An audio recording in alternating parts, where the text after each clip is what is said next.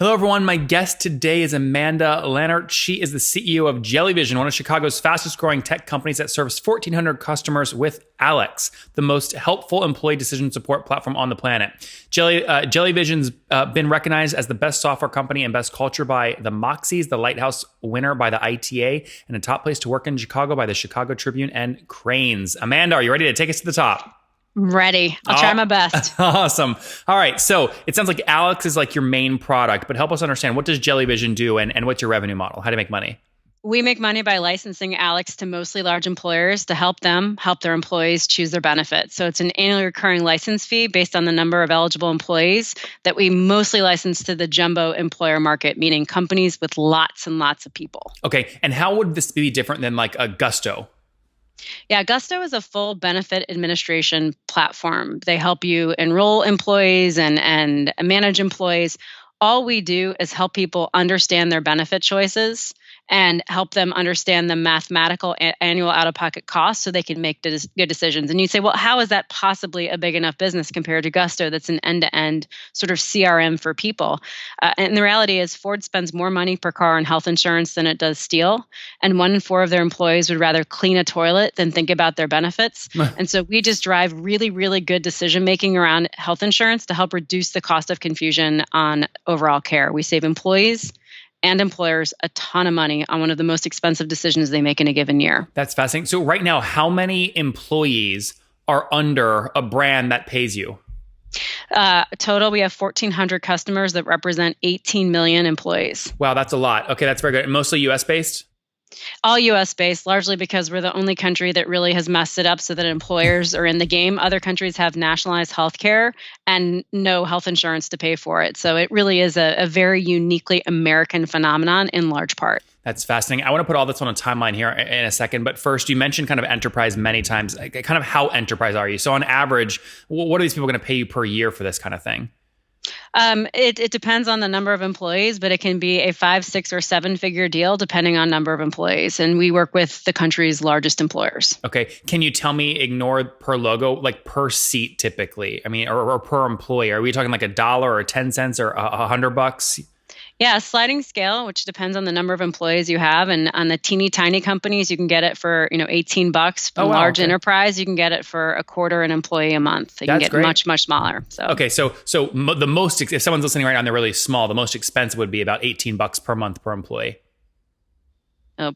Did I lose you, I'm Amanda? so sorry. You just cut out. I just missed that question. If you can edit that out. Yeah, somehow, no, it's fine. Great. It's $18 per month per employee. That's the most expensive for someone listening who's really small. 18 per year. That's an annualized 18 per year, and it drops down to per a quarter or less for very, very large employers. Okay, got it. So almost a little over $1 a month.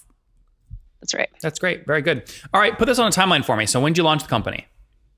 So Jellyvision actually started in one form as a gaming company in the 90s that was very famous for making games on CD-ROMs, these things you used to slide into computers that had data on them. So we created virtual game show hosts like You Don't Know Jack and Who Wants to Be a Millionaire. This company then began saying, we're not going to create virtual game show hosts in a B2C gaming space, but we'll create virtual advisors in a B2B enterprise space. So in 2002, we relaunched, raised a small Series A, which was technically a seed, but we call it a Series A. And our thesis was we're going to go to where there's furrowed brow, where people are trying to do something complicated and boring, but important, and we'll talk you through it. Alex isn't the first time we tried to productize and scale what we do. It's just the first time it worked. We spent the better part of a decade, from 2002 to 2010, thereabouts, really just trying to find innovative ways to sell. And we did projects for large companies operating more or less as a digital agency before Alex happened. Started to get some positive market momentum into 2011, 2012, started to sell directly. And in 2016, it became the company, and it's our sole focus. But it certainly was a longer-tailed start than many, many of the companies featured on this podcast. And how did you know? So in 2002, how did you know that you wanted to move away from B2C kind of game show hosts and like B2B, basically tutors? Yeah, it was because the mob is so fickle. And in B2C gaming, you don't need to just have a great game. You need to be really lucky. It is very, very hits driven, and it is very impossible to guarantee a hit no matter what kind of cultural phenomenon you're riding on. It's just a very lucky business. And we had figured we had used up all of our luck so far. And as games move from CD-ROMs to online, nobody was making money online yet. And we're a company that's been largely bootstrapped, largely run by the other type of VC, not venture capitalists, but vested customers. And so we wanted to figure out how is the way to more predictably create, scalable revenue that didn't rely on a hits-driven business that takes a lot of luck to win. Yeah. Okay. So again, you mentioned mainly bootstrapped. How much have you guys raised today, though? In total, we've raised $27 million, but only 6.6 of it hit the balance sheet. We did a $20 million secondary round that closed last year. And okay, so walk me through the psychology, how that affected the team. Who did you offer liquidity options to? Was it all employees or just early ones, et cetera? There was a line in the sand based on appetite. Our original, our Series B investors, Sigma Partners, chose not to participate. They kept their chips on the table. So we drew a line in the sand, and it was based on tenure. It had nothing to do with seniority. It was how long had you been in service to the company, and drew a line and then also offered it to our earliest investors. Okay, interesting. Sorry, the line in the sand for your early employee base, that was based on a hiring date if they were before... That's exactly right. We just picked a hiring date that went far enough back that we could reward a lot of people, but not so far that we'd be wildly oversubscribed. That's interesting. That's really interesting. And you're just doing the backwards math there in terms of exercise price and things like that. Correct. That's interesting. What percent of okay, hold on. Did it surprise you, or was it in line in terms of how many of those early employees did take advantage of liquidating?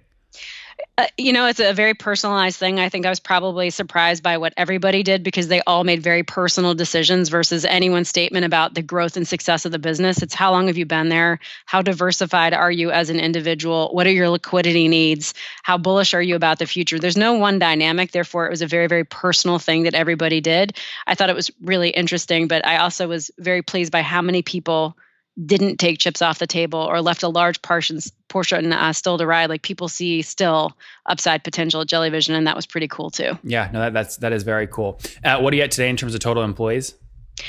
Just under 400. Going into next year, we'll be about 470. All in Chicago? Most in Chicago. We're Chicago headquartered. About 10% of our population is permanently remote, but it's more like they start in Chicago and then move and take their jobs with them versus us having a strategy of hiring outside of our town. Yeah. Talk to me about churn. Churn's critical in any SaaS company. What is your churn today and how do you think about it?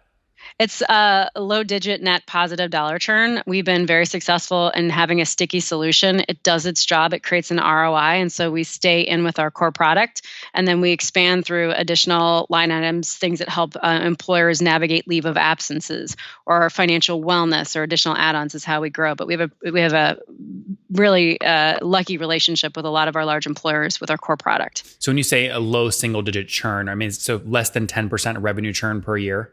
It's net positive. We actually grow each year. Sorry, the book of business. Ignore expansion for a second. I'm talking just gross revenue churn before you add back expansion. You said it's 10% or less? Yes. Okay, and then let's go to the fun story, which is when you add back expansion, you make up that 10% gap and you're above 100% net revenue retention? Yes. How far above 100?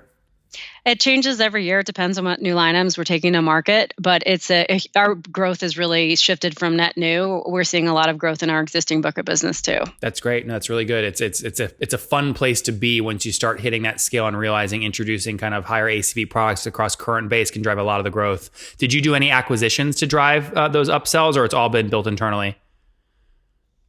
We've done an acquisition, but it was purely strategic. We wanted to bolt on some technology that would allow us to optimize our pricing, to be able to better offer a smarter algorithm. Everything else, all of our growth has been organic, nothing inorganic. What's been your most successful cross-sell product to Alex? A product that gets into a totally new space, something that helps employees navigate their leave of absence. As an employee, sometimes you need to take more than just vacation days, and you probably ask yourself two questions. A, am I going to get fired? And B, am I going to get paid? And there are employer rules, and then there are state-by-state rules that actually legislate how employers have to treat certain types of leave.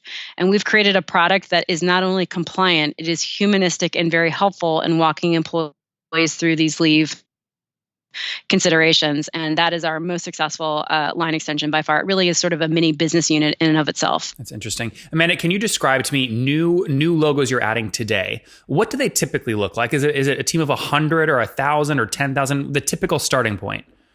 Yeah, for sure. Our business thrives on complexity. We need large benefit departments that are trying to solve lots and lots of constituency. So we don't really play. You had mentioned Gusto. We start where Gusto stops. We need hundreds of employees to actually be able to provide the real ROI that you're looking for in terms of plan shifting and tax savings vehicles. Our bread and butter are companies with 10,000 employees or more. We do particularly well with jumbo employers who have 50,000 employees plus.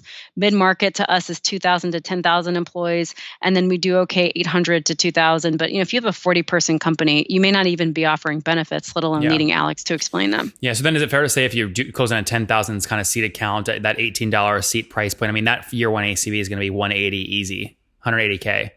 It is. We have a six-figure average price point for our large employers. Yeah, that's great. So let's just use that as an example to understand kind of how aggressive you're being on acquisition. So let's assume it's a 10,000 kind of seat account, $18 a seat, 180 grand first year ACV. What are you willing to pay to get that account fully weighted?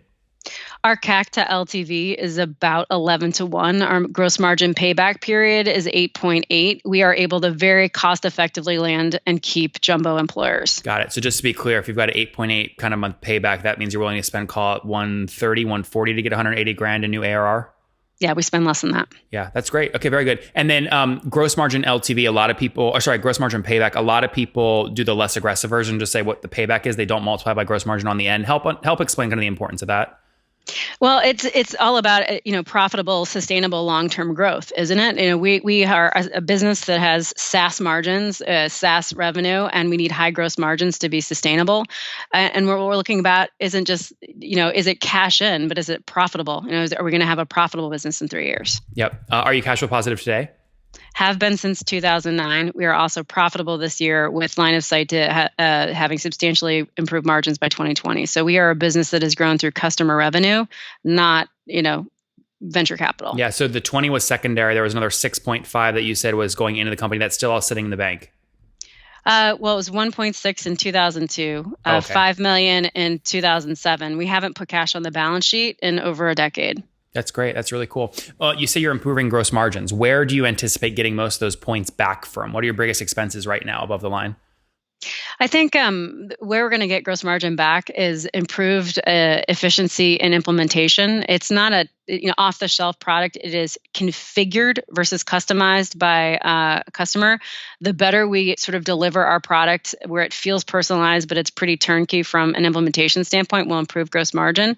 And then a huge part of it is selling more things. We are building a more and more robust line. Our customers are saying, what's next?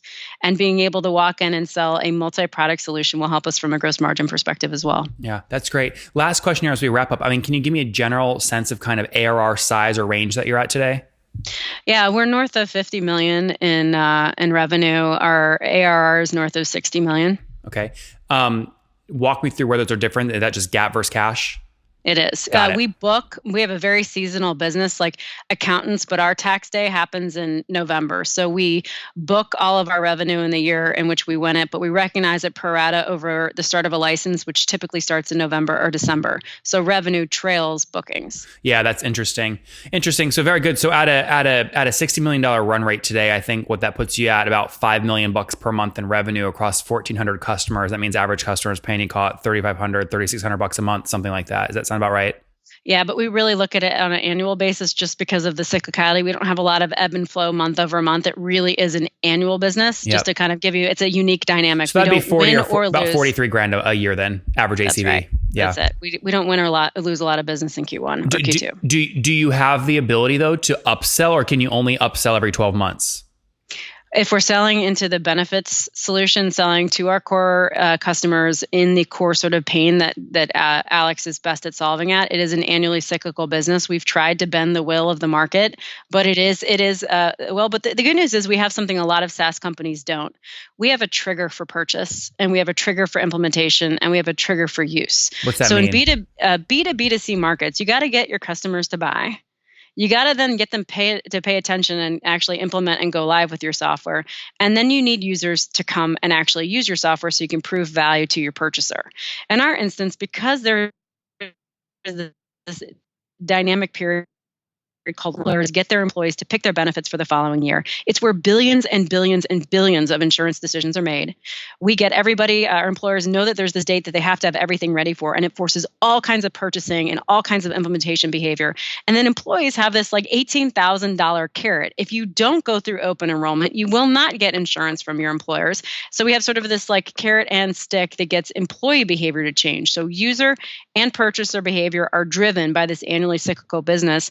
And also we don't have to have the normal like quarterly, race to close. We have an annual race to close, and we put all of our eggs in a seasonal basket a year. It's a different selling dynamic at Jellyvision for sure. Before we wrap up here, because we're out of time, growth. So you're at 60 today. What were you at a year ago in terms of run rate? We have a 5-year compound annual growth rate north of 50%. Okay. So make that easy for me. About a year ago, what were you at? Do you know? That's what I'll give you. You can engineer that. We'll give you 51% 5-year compound annual growth rate. Fair enough. Good. North of 30%. Any plans to raise any additional capital? Not on the horizon. We're opportunistic. There's a lot of zipping up happening in the marketplace. If we find something that could be accretive, we're always open to it. But so far, we're able to run just through reinvesting cash flow. Yeah, no, I love that. Any acquisitions on the table you're looking at right now?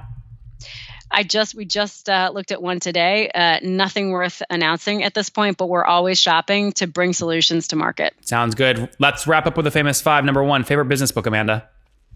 The Culture Code by Daniel Coyle. Number 2, is there a CEO you're following or studying? Justin from Sprout Social. Number 3, what's your favorite online tool for building your business? Lyft. I'm serious. I build my business by talking to really smart people, hiring them, partnering with them, and probably Lyft, getting around, is probably my most productive thing. I'm spending a lot of time out of the house instead of in Jellyvision right now, and that's probably what I use most from a productivity perspective. That's great. Number 4, how many hours of sleep do you get every night? It depends. How many hours am I in bed? How many hours do I sleep? Let's call it 6. 6. And what's your situation? Married, single, kiddos? Super married, 20 years and counting. Super married. And I love that. I have a pile of kids at home, many and only daughters. How many? 3. But it feels like a lot. It feels like a lot. That's a lot. And do you mind me asking, Amanda, how old you are? How old am I? Yeah. I am old enough that question's annoying, but young enough to still answer it. I'm 46 years old. I only ask because I want you to take us back 26 years. What's your 20-year-old self? What do you wish she knew? Man, if I could go back and say like one piece of advice that I would tell little Mandy, it would be this: have more audacious dreams. I don't think by saying you're going to change the world, you will, but you sure can't do it if you're not intentional. So I wish I had been more aggressive, more hungry for impact and for scale and for growth instead of just running a nice business. I wish I'd wanted to change the world coming out of the gate. So I would tell young people, be bold. 2002, Jellyvision really got going. Alex started taking shape, helping employers more efficiently work with all of their employees to pick the right plan for them, save a lot of money, drive a lot of efficiency. They're working with over 1,400 companies right now, over 18 million employees. They're doing this basically bootstrapped, $27 million raised. A lot of that was secondary. They're growing healthy year over year, doing about $60 million right now in terms of run rate, over 100% net revenue retention and over 90% gross revenue retention annually. Again, 8.8 month payback period. So healthy growth. 400 people based in Chicago as they look to add additional products related to, paid time leave and do I get fired and how's that all work? Expanding rapidly. Amanda, thanks for taking us to the top. Nailed it. Boom. Am I hired? Nailed it.